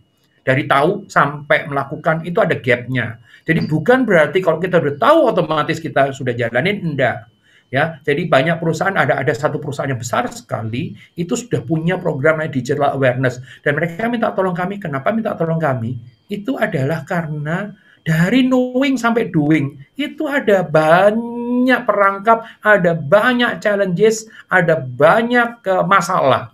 Ya, nah kebetulan kami lumayan menguasai di bidang metode-metode untuk melakukan proses perubahan tadi. Nah, sama dengan kalau kita bicara soal marketing, vaksinasi tidak menyelesaikan semua masalah. Biarpun vaksinasi adalah sebuah keharusan, ya. Jadi new normal akan mengatakan Anda tetap harus pakai masker, tetap harus apa, sampai mungkin suatu hari COVID ini akan jadi seperti flu. Kita kena flu ya nggak apa-apa, nggak mati gitu kan. Besok kena COVID ya nggak apa-apa, nggak mati gitu kan. Tapi bukan sekarang, nanti ya setelah kita punya kekebalan dan sebagainya, setelah vaksinnya berjalan dan sebagainya. Nah, nantinya kita nggak pernah tahu. Kalau melihat hitungannya daripada Pak Menteri Kesehatan, dia bilang bahwa vaksinasi aja bisa berjalan 3,5 tahun untuk seluruh Indonesia. Wow. Dengan asumsi tentu saja vaksinnya enggak terus kemudian berubah atau bermutasi. Ya kalau virusnya enggak berubah atau bermutasi. Kalau berubah lagi kan vaksin kita jadi sudah tidak jalan lagi dan kita nggak bisa nyalain pemerintah. Karena apa? Ini yang kita lakukan adalah terbaik yang ada sekarang ini. Ya, nah oleh karena itu kalau menurut saya Pak Margo, yang kita lakukan kalau kita lihat 5A kan meminimalisasi mobilitas, ya menghindari kerumunan. Nah, dalam meminimalisasi mobilitas itu kan nggak dibilang mengenolkan mobilitas kan enggak. Ya. Nah, meminimalisasi ya. 5M Pak, 5M. Ya, 5M itu kan ada satu adalah meminimalisasikan mobilitas. Nah, itu kan tidak hanya berlaku buat kita sebagai manusia, tapi kita sebagai profesional yang bekerja dan juga mereka sebagai consumer. Kan nggak bisa enggak kan, consumer pun juga akan meminimalisasikan mobilitas. Terus bagaimana meraih customers? Pada saat mereka juga meminimalisasikan mobilitas, kalau kita tidak menggunakan alat yang pas. Alat pas itu adalah digital, mau nggak mau. Artinya apa? Kalau kita dulu belajar di marketing tentang prospecting atau qualifying, terus kemudian pre-approach, approach, presentation, terus kemudian habis presentation, handling complaint, terus kemudian mungkin adalah closing, terus kemudian after sales gitu ya. Nah, dari proses ini, sales proses ini, itu yang bisa digitalisasikan. Iya kan nggak bisa terus. Oke, kalau closing nggak bisa digitalisasikan, berarti kan kita sudah menganut prinsipnya meminimalisasikan mobilitas atau hubungan kan gitu. Tapi 1 di antara 7, 6-nya sudah kita beresin. Nah, pandangan saya begitu. Oleh karena itu ke klien yang tadi 3 atau 4 klien yang saya ini kan programnya ini, saya bilang mulai dari prospecting atau qualifying. Ya, itu kita jangankan mulai dari prospecting, mulai dari nyari yang namanya suspek, orang-orang yang kenal kita jadi kenal kita. Itu kan sudah bisa pakai digital. Ya, terus kemudian prospek ya. ke prospek ini kan orang yang sudah tertarik, kan kita mesti pakai digital lagi bisa gitu kan. Dan itu bisa multi platform, bisa multi cara, multimedia gitu kan. Nggak semuanya harus di-zoom-kan, belum tentu ya. Bisa juga kita kirim dulu video, kita kirim email detailsnya, kita ada. Nah itu kalau kita rangkai jadi cantik banget gitu loh. Ya, nah di sisi yang lain, kan memang ada orang yang tidak mau atau tidak mampu untuk melakukan digital customer maksudnya. Nah kalau customer itu ya terpaksa kita jadi ketemukan balik lagi. Meminimalisasi kan berarti bagian daripada minimal tadi. Kalau saya melihat Pak Margo, we have no choice. We have no choice selain digitalisasi. Ya, dan mulai dari proses paling awal. Ya, kalau ada kita melihat merubah dari, kalau kita bicara soal itu ada suspek, prospek, terus kemudian customer, klien, kemudian advocate, itu semua bisa digitalisasikan sebetulnya. Ya, semua bisa. Nah, kalau kita masih berpikir dengan cara lama atau berharap yang lama bisa kembali, I'm sorry to say, Anda salah. Kenapa? Karena nggak mungkin kembali. Orang, contoh sederhananya, sekarang kita sudah mulai pakai e-money atau kita pakai cashless gitu ya. Saya aja sekarang megang duit aja geli, apa namanya, bukan geli, ada cici, takut ada itunya dan sebagainya. Iya kan? Coba saya tanya, kalau besok kehidupan sudah katakanlah bisa rada normal kembali, apakah orang mau pakai duit lagi? Enggak. Enggak. Ya, jadi berubah total. Yang adalah nanti yang kembali. Ya, misalnya sebagai makhluk sosial kita pengen ngumpul, tapi kita nggak tahu kapan. Kalau kita nggak tahu kapan, terus kemudian kita menunggu sesuatu, waiting for Godot katanya kalau orang suka bilang. Nah, pada saat itu kan makan tetap jalan, overhead tetap hidup, kan gitu, nggak bisa. Jadi kalau sekarang dianggap terlambat ya terlambat gitu kan. Tapi kalau kita tidak mulai lebih terlambat lagi. Pandangan saya itu, mungkin saya agak ekstrim, tetapi mungkin juga banyak nggak setuju, that's fine. Ya, tapi my opinion mengatakan bahwa the one and the only that you have to do adalah digitalisasi. Begitu, Pak Margo.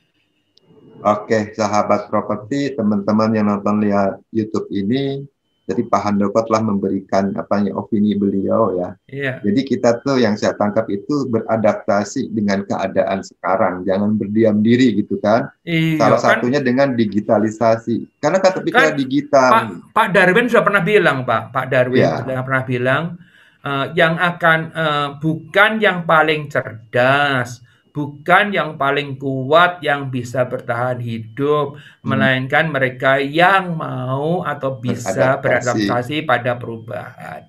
Ya, itu Charles Darwin itu. Iya. Jadi ya tadi bilang digitalisasi berubah. Kalau nggak mau berubah, saya sih yakin perusahaan sebesar apapun, Anda sekuat apapun, Anda akan jadi dinosaurus. Apa itu dinosaurus? Ya punah lah, Anda tinggal nama doang gitu loh.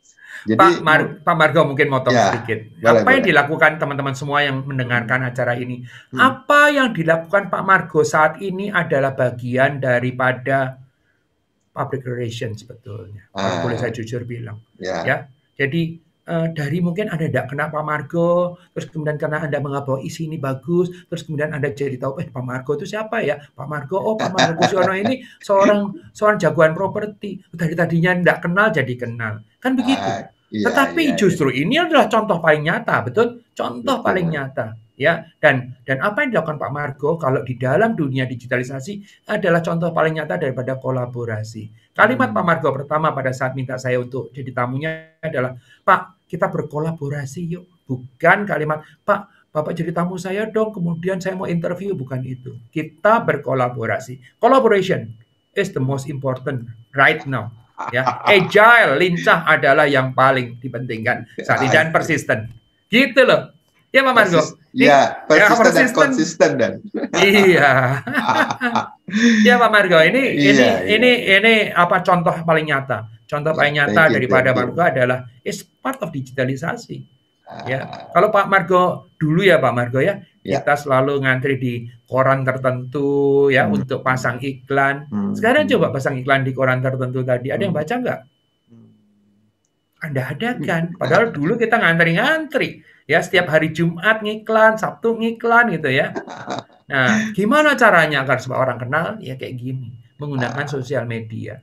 Dan Pak Margo adalah satu contoh yang saya hargain dalam hal memanfaatkan sosial media dengan cara yang baik dan benar. Gitu Pak Margo. Kita nggak bisa sendiri Pak, harus berkolaborasi, Iya, harus bersinergi gitu kan. Ya, yang utama juga salah satu keberhasilan seseorang itu kan networking Pak. Nggak bisa kalau kita punya networking. Itulah jadi saling mengisi lah. Apa yang dilakukan RAB kemarin juga luar biasa Pak Margo ya. Yang RAB Real Estate Summit itu hari itu aja yang jadi viewersnya 18.500 lebih. 18.000 lebih Pak. Dan subscribernya kebetulan YouTube-nya saya tangani, subscribernya nambah hampir 200%. Tuh, luar biasa kan. Iya, luar biasa. Jadi apa ya yang harus dilakukan adalah creating moment. Ya. Nah, kalau kita orang-orang yang di bisnis serius, creating moments atau creating something itu tidak bisa terus kemudian dengan sesuatu yang sensasional yang murah ya. Misalnya bisa aja tuh yang nonton banyak kalau Pak Margo tiba-tiba telanjang lari-lari misalnya. But we are not that kind. Ya, kita bukan jadi seperti itu. Betul ya Pak Margo ya? Iya, jadi kita bukan jadi seperti itu. Jadi gini, jadi maaf apa nih. Kita lakukan? Maaf Pak Han, sedikit potong. Jadi gini, kalau kita pengen viral itu kan banyak yang harus kita lakukan gitu kan. Nah, maaf nih, secara saya cuma bilang nih, secara negara plus 62, negara plus 62 ya Pak Han ya. Kita bikin sesuatu viral di ini dengan cara-cara yang mungkin buat saya secara pribadi hal-hal yang secara edukasinya tuh nggak masuk, tapi memang begitulah masyarakat kita menyerapnya seperti itu gitu loh. Nah jadi yang tadi saya bilang ke Pak Han bilang juga ya, cuman kalau nggak cuma seperti itu untuk jadi viralnya, kita memberikan sesuatu edukasi bisa bermanfaat. Semoga setidaknya walaupun kalau kita ngebangun nih Pak rumah, walaupun kita kasih 1 bata, tapi setidaknya kita bisa membangun rumah itu ada namanya kontribusinya lah. Iya, setuju. Setuju banget Pak Margo. Iya. Ayo, ada lagi yang mau ditanyakan? Pak Han, ini hampir lebih dari 1 jam kita ngobrol. Kalau ngobrol dengan Pak Han nih kayaknya masih banyak lagi yang perlu saya ulik nih kan. Tapi setidaknya kita lama nggak ketemu juga Pak Margo ya. Jangan-jangan Pak Margo terakhir mampir ke rumah saya itu kali, enggak? Iya. Saya jujur ya, Pak Han sempat ngasih baju nih, saya nggak pakai hari ini. Bajunya rumah Betawi. Oh, oke. Sampai baju itu sempat saya pakai Eropa tuh. Saya pakai. Wes, mantap. Dia udah keliling dunia ya, Mas. I'm invited. Apa namanya? I've been invited to ya. Saya pernah diundang untuk ke rumah Betawi. Ya. Saya lihat Bapak lihat rumah Betawi Bapak. Terus saya pernah juga naik ke atas dan Bapak pernah ngomong, Pak Margo, ini saya akan menjadi satu ruangan yang Bapak nggak buka gitu kan, Pak, masih direnovasi nih Pak. Mau dibikin studio atau apa gitu. Nah, terus saya juga lihat Bapak ada, sorry ya, itu kita meeting DPP di rumah Bapak, terus Bapak naikin ajak ke teras tuh. Sempat saya ngobrol-ngobrol dengan Bapak. The Betawi Teras di lantai 3. Iya. Lantai 3 gitu kan. Terus Bapak cerita juga mengenai rumah Betawi. Nah, di YouTube ini juga cerita dong Pak, histori rumah Betawi Bapak yang di Bapaknya.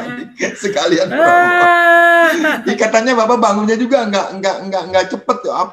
Maaf nih kata Bapak, ini yang kontraktornya gua bawelin terus nih. 27 bulan hanya untuk membangun satu buah rumah yang 800 meter. Kebayang nggak? Terlalu lama menurut saya. Ya, tetapi saya cerita sedikit. Jadi gini, ada obsesi ya, ada obsesi untuk membangun sebuah rumah ya ya.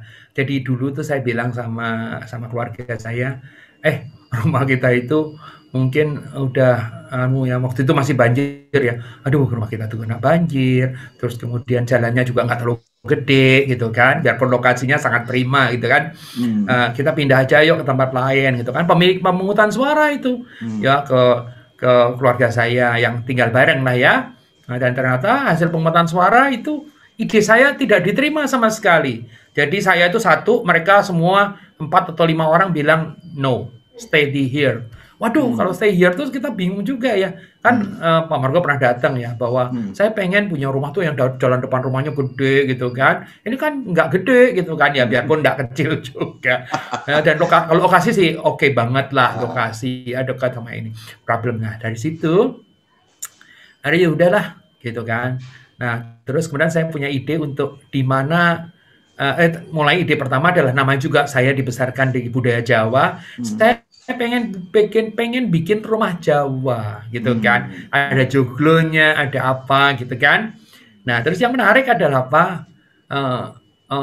Saya sempat bicara ke beberapa teman yang arsitek, terus kemudian teman-teman saya dan mereka bilang, wah, dalam bahasa Jawa nih, tanah cuma segitu mau bikin rumah Jawa, itu habis buat joglo doang katanya gitu. Nyakitin kan, namanya juga teman-teman sendiri itu selalu nyakitin gitu kan. Nah, terus kemudian akhirnya terus kemudian terbetiklah ide untuk bikin rumah Betawi karena saya iseng, saya posting di sosmed.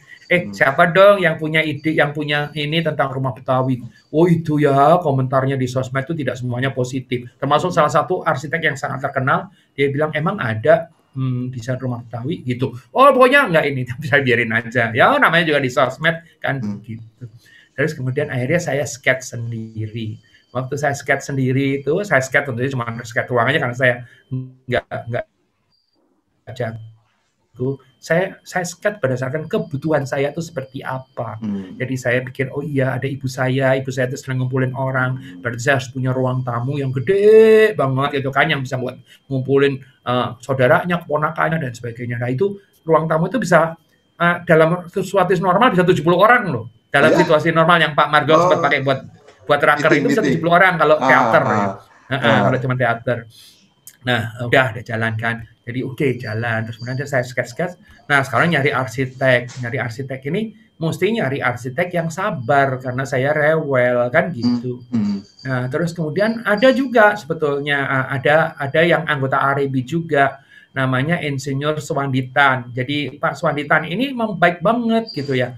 Waktu rumah saya dulu dianggap jelek, terus kemudian saya bilang, aduh, aku mau dong facelift gitu kan. Terus sama Swanditan tuh disketin facelift. Jadi akhirnya pagar depannya tuh cakep banget gitu kan. Cakep banget sehingga orang mikir, wah ini rumahnya bagus banget. Padahal begitu dibuka pagarnya, ya Allah rumahnya masih jelek banget gitu ya kira-kira. Itu dulu. Nah saya ingat Pak Swanditan, saya bilang Pak Swanditan mau nggak ngerjain gitu kan. Pak Swandi bilang terus senyum-senyum. Ya saya tahu lah Pak Swanditan tahu saya itu rewel. Hampir digambar sama dia. Nah Pak Margo, saya itu kan orang yang zaman SMA dulu pernah dapat 4 ilmu stereo. Ilmu apa? Stereo itu yang tentang tiga dimensi. Jadi saya tuh nggak bisa bayangin 3D. Maka waktu saya mau masuk arsitektur, saya diketahui sama ayah saya kan, orang gambar aja nggak bisa kok masuk arsitektur gitu kan. Stereo aja dapat 4 masuk arsitektur. Akhirnya saya ambil bisnis. Nah, sama Pak Swandi itu sangat sabar. Waktu dia bikin desainnya, ya kalau denah tuh gampang lah gitu ya. Tapi waktu tampak segala macam, Pak Swandi itu pusing kepala sama saya karena apa? Setiap usulannya dia harus keluar gambar 3D-nya karena saya tidak bisa membayangkan kayak apa yang dia usulkan. Padahal Anda tahu lah ya, 3D itu nanti kalau udah sore itu kantor mau tutup itu di render, baru besoknya lagi jadi. Kalau nggak hang. Jadi kalau hang, wah harus diulang lagi gitu kan. Tapi Swanditan luar biasa. Dan Pak Swandi itu diantara teman-temannya dikenal senang mendesain sesuatu yang grand, yang besar gitu ya. Dan saya cocok karena makanya ada yang tingginya berapa 7 meter, ada yang tingginya meter, ya udah banyak banget. Dan bisa bikin dari ujung ke ujung itu bisa nggak ada tiangnya gitu, atau paling nggak ada yang nggak kelihatan, bisa saling lihat. Nah, itu akhirnya jadilah rumah Betawi. Ya, dan memang 27 bulan bangunnya, 2 tahun lebih. Jadi detailnya sekali rewel. Iya, diprecisasi loh Pak. Jadi kalau ketemu Sapa mau ke rumah Betawi, ya udah langsung lurus gitu nanti. Jadi berbeda dengan orang kan bicaranya tipenya apa? Minimalis, klasik mediterania, tipenya mah rumah Betawi. Oh, rumah Betawi ya. Kelapa Gading loh, rumah Betawi. Itu juga ada filosofinya, Pak. Apa tuh filosofinya? Jadi di mana tanah diinjak, di situ langit dijunjung ya. Karena saya di Jakarta, maka saya harus, kalau nggak bisa pakai rumah Jawa, apa jadinya? Akhirnya saya bilang sama rumah Betawi. Nah, oleh Pak Swanditan itu akhirnya bilang, Pak, Betawi asli itu kalau mau yang grand itu agak nggak bisa. Jadi ini kombinasi antara dasarnya Betawi, terus kemudian ada Eropanya, dan kemudian di beberapa tempat ada detail Cinanya. Nah, jadi komplit banget. Ya, kira-kira ke sana. Ya, jadi makanya, nah sekarang ini underutilized rumah Betawi. Kenapa? Karena sejak 16 Maret kami declare bahwa rumah Betawi tertutup untuk tamu.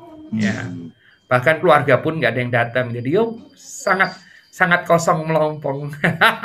Ini Pak Han kayaknya di studio yang pernah saya lihat nih. Studio apa, New York ya? Ini my New York office, betul. Jadi ini bukan studio yang di atas, Pak. Yang studio di atas terus terang belum berani bangun karena nggak berani datangin tukang. Ya. Jadi my New York office ini sebetulnya kantor saya yang akhirnya dipasangin acoustic foam, yang dipasangin peralatan-peralatan. Mungkin sedikit pamer sini ya Pak Margo. Bentar, saya pamer sedikit. Misalnya katakanlah ya, ini nih misalnya, kalau kita bicara soal layar, kita punya mana ya? Tuh ya. Ini misalnya ya dari sebelah sana Pak Margo. Halo, gitu ya. Lengkap ya. Terus kemudian dari mana ya? Pencahayaannya. Wah, itu. Halo. Wih, keren. Mic-nya udah pakai rode lagi. Iya, mau nggak mau. Udah dipersiapkan ini. Ya, sekarang sudah jadi studio yang kalau Bapak lihat juga kameranya sudah tidak pakai webcam sebetulnya. Ya, ini kalau dilihat kan, saya kasih lihat pakai. Jadi di sini ada 6 kamera sekarang. Sudah 6 kamera. Jadi ya memang nggak bisa dihindarin Pak Margo, karena di kami kan sudah memang bisnis. Kalau Bapak lihat ya di sini segala macam udah pakai kameranya, udah memang profesional kamera. Udah lengkap banget. Wah. Ya mau nggak mau Pak Margo, akhirnya balik lagi. Ya kalau kita melihat itu kan profesionalisme menjadi kunci. Nah ini kita pakai di sini pakai Sony untuk kameranya sebentar. Nah balik lagi. Ini kalau terus belakang ini ada itu segala macam Pak Margo. Ada apa namanya green screen yang memang profesional green screen ya. Yang Elgato ya, yang Elgato itu memang kainnya itu 3M bukan yang itu. Jadi kalau ya mau nggak mau lah Pak Margo, ini balik lagi sometimes ya untuk menjadi kalau orang Jawa bilang jerbasuki mawobeo. Apa tuh Pak artinya? Sesuatu yang baik itu pakai biaya. Ya. Sesuatu yang baik itu pakai biaya. Ya, jadi nggak harus kok biaya itu jadi mahal sekali juga enggak. Jadi kita juga cari yang apa ya, yang memang paling optimal seperti apa. Gitu. Pak Han, thank you loh udah mau ngobrol-ngobrol di channel YouTube saya. Buat sahabat properti yang udah lihat ini, silakan di komen di bawah. Saya ingatkan ada hadiah loh, ada 3 pertanyaan, dikasih hadiah buku loh spesial buat dari Pak Han. Saya nanti kirim ke Pak Margo 4 buku ya, 1 buat Pak Margo, 3 buat hadiah ya. Thank you Pak Han, thank you Pak Han. Jadi jika terima kasih. Jika bermanfaat silakan di like, di share, sama di subscribe ya. Terus jangan lupa juga mampir ke channelnya Pak Han tuh, punya 2 channel tuh. Ya Maestro Channel. Maestro Channels sama dan Handoko Maestro. Handoko Maestro yang serajum yang serajum itu Senin, Rabu, Jumat. Jumat. Jadi kalau Handoko Maestro itu sifatnya edukasi. Kalau Maestro Channel sifatnya adalah inspirasi. Jadi inspirasi dan edukasi dipisah memang. Iya. Pak Han. Ya jangan lupa juga nih channelnya Pak Margo harus di-subscribe karena memang saya udah nonton ngikutin terus udah. Ntar nih saya akan posting nih. Pak Han, ini Pak Han, kok nggak gerak ya gambar Pak Han ya? Apa kamu? Sebentar. Nah ini mesti backupnya mesti jalan sebentar. Ini bentar ya, saya pindah. Nah di sini pun kita mesti kalau sudah kerjaannya begini, tunggu, jalan belum? Belum Pak, belum gerak Pak gambarnya. Sebentar lagi pindah. Suaranya bagus, belum juga. Gambar belum gerak, gambarnya belum gerak. Sebentar, saya pindah. Pak Han, terakhir dong, kasih closing statement dong buat kita sebelum kita tutup, Pak Han. Oke, baik. Terima kasih ya teman-teman semua yang mengikuti kanalnya Pak Margo Kusiono. Ada satu hal yang penting buat kita semua adalah yang hari ini kita lakukan adalah suatu bentuk yang memang harus kita lakukan dalam masa kini, yaitu melakukan kolaborasi. Jadi pada saat kolaborasi kita semua harus tahu dengan siapa kita harus berkolaborasi, dan saya melihat, saya mengamati selama ini apa yang dilakukan Pak Margo Kusiono ada sangat luar biasa, dan dengan senang hati saya melakukan sesuatu sebagai bentuk kolaborasi. Itu satu ya. Yang kedua juga yang penting adalah apa? Tadi diangkat isu bagaimana bertahan di masa seperti ini buat kita yang pebisnis ya, pebisnis terkait dengan pebisnis properti barangkali, karena ini mungkin penontonnya lebih banyak dari sana ya. Satu hal yang menurut pandangan saya tidak bisa dihindarin adalah digitalisasi ya. Kita nggak pernah tahu sampai kapan kita harus menghadapi situasi seperti ini ya. Kita juga tidak bisa mengontrol. Yang kita bisa kontrol adalah diri kita sendiri ya. Kalau sekarang Anda sudah ada, naikkan kapasitas Anda menjadi lebih canggih daripada sebelumnya. Bagi yang sekarang belum, itu Anda sebetulnya sudah tertinggal, tapi lebih tertinggal lagi kalau Anda tidak bikin perubahan dari saat ini. Maka mulailah sekarang untuk bikin perubahan, bertransformasi ya, untuk menjadi seorang digitals ya. Dengan demikian maka prioritasi kita masih tetap terjaga. Dan yang ketiga yang tidak kalah pentingnya yaitu apa, teman-teman semua, belajarlah terus, karena apa yang kita pelajari sekarang itu sebetulnya sudah kedaluarsa dari kita kuasain, tapi kalau kita tidak belajar sekarang, kita akan menjadi makin ketinggalan lagi, dan resiko yang terbesarnya adalah kita akan punah. Oleh karena itu, teman-teman semua, terima kasih sudah mendengarkan kami, Pak Margo dan saya, Handoko Wisnuwargo. Mudah-mudahan bawa manfaat. Jika Anda merasakan manfaat ini, jangan berhenti untuk Anda semua. Sharekan kepada teman-teman Anda yang membutuhkan, ya, kasih komen, kasih juga like, agar supaya kami yang pengen berbuat satu buat Anda semua bisa juga merasa bahwa manfaatnya menjadi lebih besar dan juga dihargain. Terima kasih. Gitu Pak Margo.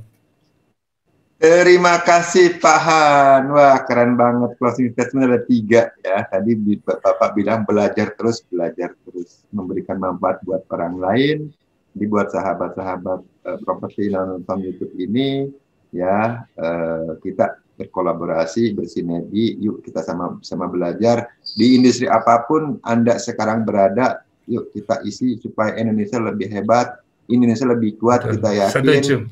Pak Han tadi bilang udah nggak bicara normal lagi, kita mau udah new normal, mungkin besok next normal. Kalau kita tidak bisa menghadapi, beradaptasi, jangan sampai kita punah. Pak Han, thank you atas waktunya di hari ini. Terima kasih Pak Han udah memberikan manfaat banget buat kami. Sekali lagi mudah-mudahan ya. Di like, di share, sama di subscribe. Tolong notifikasinya, loncengnya ditekan, karena saya akan terus berbagi, terutama mungkin saya di industri propertinya. Jangan lupa juga tolong mampir ke channelnya Pak Ando. Terima kasih. Pak Han, thank you. Terima kasih. Salam sehat, salam properti Pak Han. Terima kasih. Sampai ketemu lagi.